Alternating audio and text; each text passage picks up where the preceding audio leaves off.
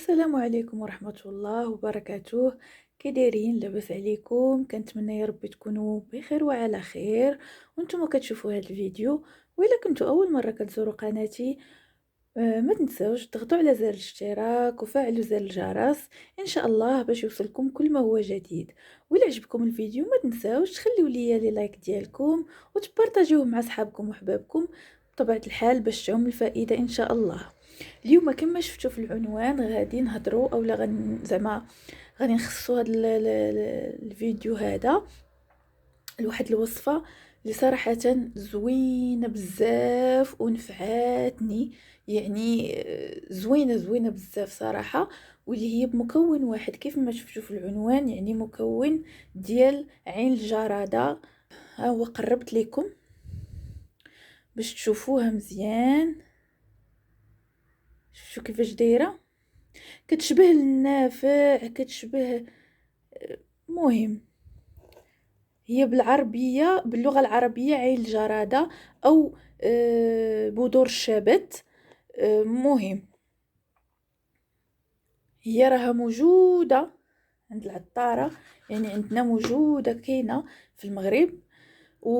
وزوينة هي الصراحة، حتى في مذاقها، في الريحة ديالها، الريحة كتشبه النافع. مهم، كيف ما قلت لكم هي وصفة زوينة بزاف، خطيرة. ليش غادي نخصصوها اليوم؟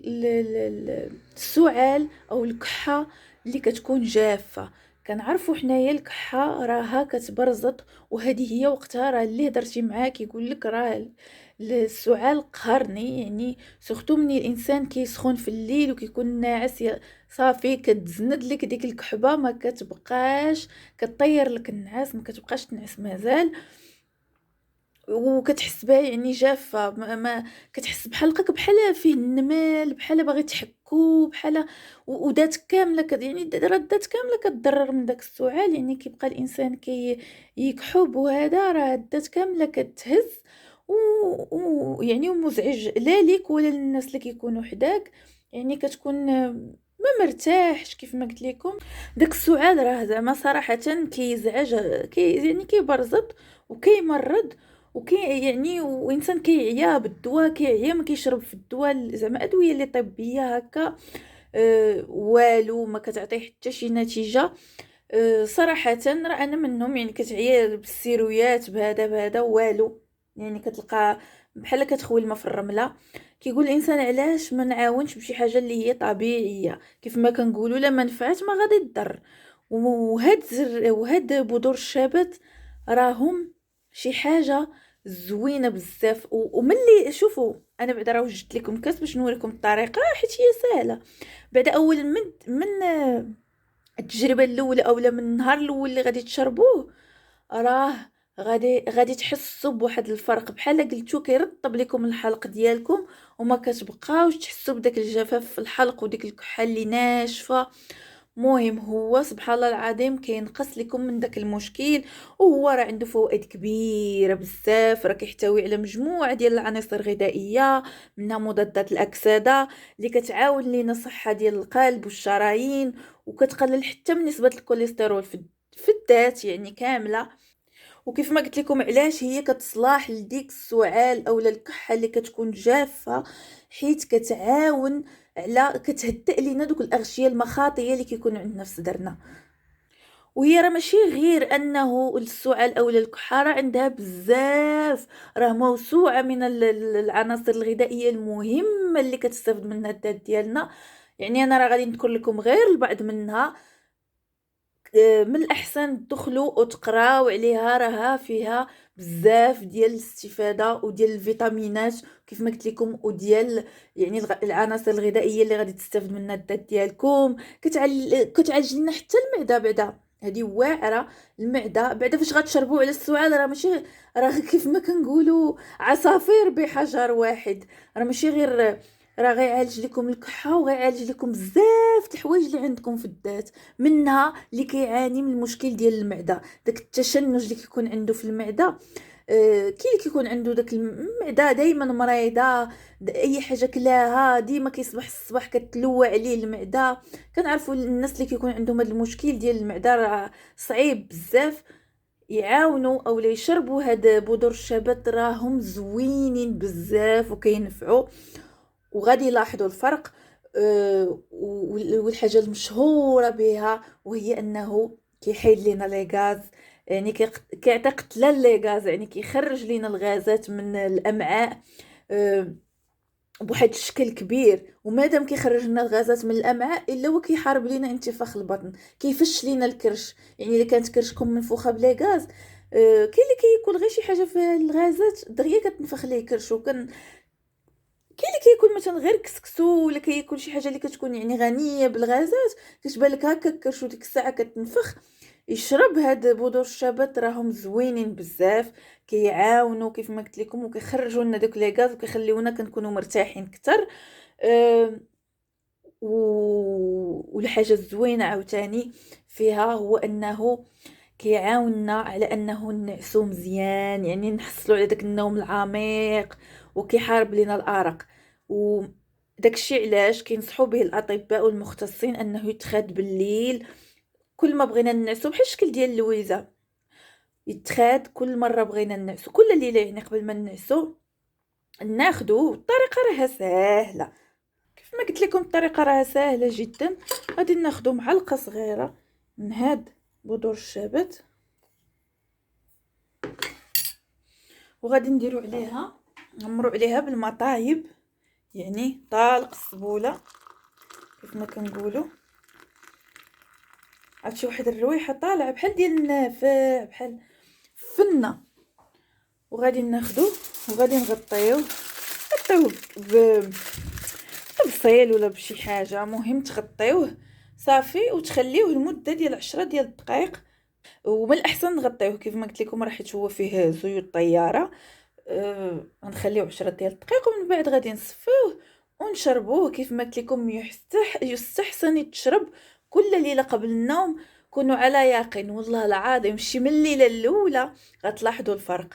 غتحسوا بالنعاس داكم وما حسيتوش بديك الكحبه اللي كطير لكم النعاس وداك السعال مزعج. لا اللي مريض ولا اللي حدا المريض كيزعج بزاف.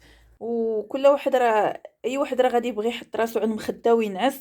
ما حتى واحد ما كيبغي يطير عليه النعاس بشي، الله يستر الله يحفظنا ويشافي جميع المرضى، بشي الام اولا بشي حاجه. راه داكشي حتى شي واحد ما كيبغيه. ومع المده كيف ما قلت لكم، النهار الاول، نهار الثاني، نهار الثالث، واصلا هو الطعم ديالو راه زوين بزاف. حيت هو كيف ما قلت لكم هاد بذور الشبت هو داك الشبت. الشبت كنقولوا حنا بالمغربيه اولا بالدارجه الشبت. هو داك الربيع اولا داك اللي كيكون في البسباس. هذا هو باش نقربكم. داك الربيع اولا داك كيكون بحال الشعر ديال البسباس، مثلا الوراق البسباس كيكون عندهم واحد الزريعه. حنا ملي كنشريو البسباس مثلا عنده داك الشعر ما فيش الزريعه، ديك الزريعه كيحيدوها.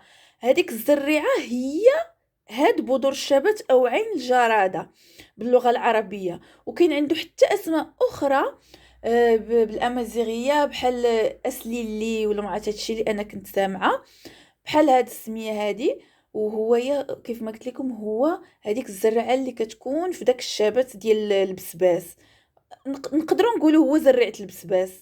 مهم هو هذا.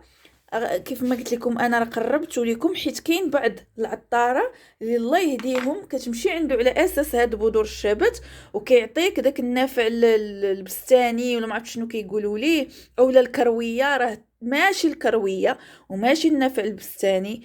مهم هو هذا. ما عرفتش علاش سموه عين الجراده. واش بحال عين الجراده ولا ما فهمتش. وك... هو كان عنده بزاف ديال التشابهات، بزاف بزاف كيف ما قلت لكم، مع داك الكرويه والنفع البستاني وحتى مع الكمون ومع النافع ما كيتشابهوا هما بزاف.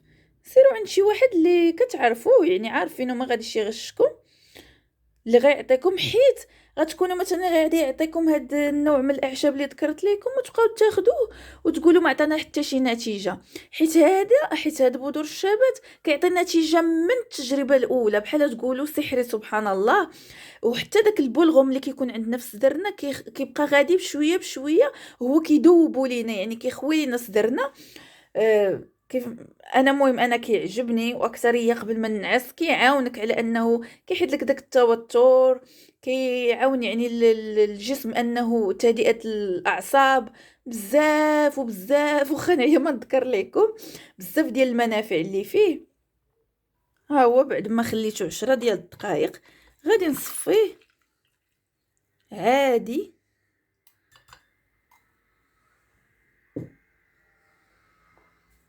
خف السكت. المهم غادي نخليوه عادي صافي هكا.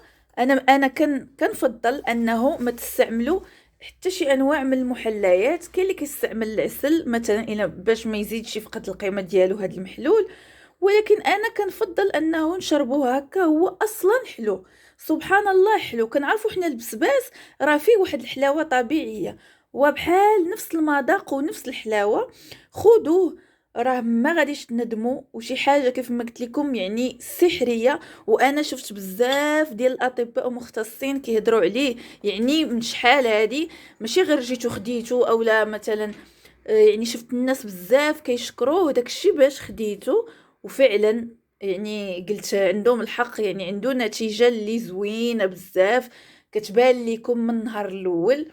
ما تعكزوش جربوه من عند العطار، 5 دراهم 10 دراهم ماشي شي حاجه، راه تدي لكم كما شفتوا غير معلقه صغيره. كنتمنى انكم تكونوا استفدتوا من هذا الفيديو وتجربوا هذه الوصفه كما شفتوا، شي حاجه اللي هي سهله يعني مجرد بحال قلتو تيزان تولفوها تشربوها، شي حاجه اللي غتستافد منها الذات ديالكم. مهم تلاقاو ان شاء الله في فيديوهات جايين، والسلام عليكم.